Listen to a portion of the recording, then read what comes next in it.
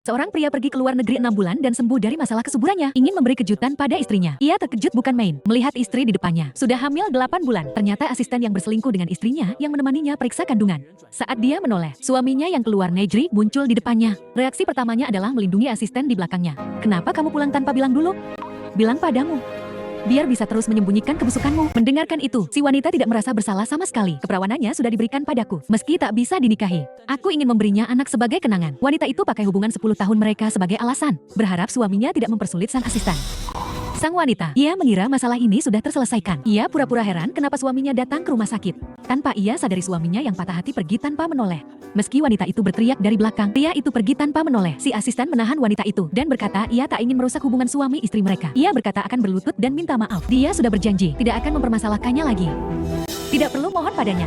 Si pria yang sudah kecewa itu, ia langsung membatalkan operasi bayi tabung. Karena dia tahu, istrinya telah memberikan cinta dan kelembutannya kepada pria lain. Saat itu, pria itu tahu cinta mereka sudah berakhir. Malam itu, ia mengajukan cerai. "Kau bilang apa?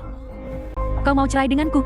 Ia menganggap suaminya berlebihan. Karena hal sepele, ingin mengakhiri hubungan 10 tahun mereka. Ia bilang hubungannya dengan asisten cuma sesaat. Tapi asisten itu tetap ingin dia melahirkan anak itu. Mengingat suaminya punya masalah kesuburan. Ia ingin melahirkan anak itu buat suaminya untuk dirawat. Si istri pakai alasan itu untuk membenarkan selingkuhnya. Membuat pria itu hampir tertawa karena marah. "Aku sangat lelah hari ini. Bisakah kamu berhenti berdebat?"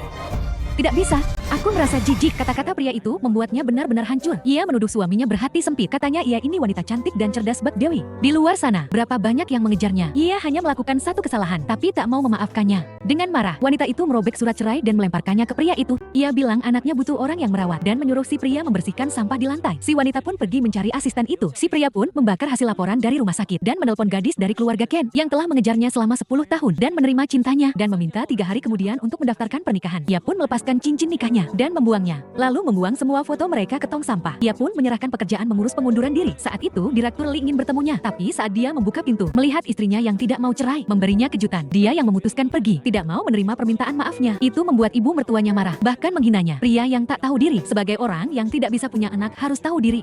Saat itu si perempuan sadar, cincin nikahnya sudah tidak ada. "Kamu ini temperamental sekali. Tak apa aku sudah pesan cincin baru kemarin."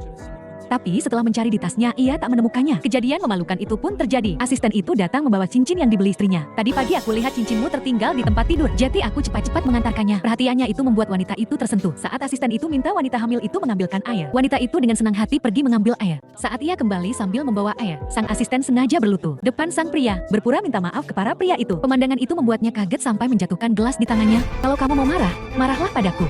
Jangan salahkan dia."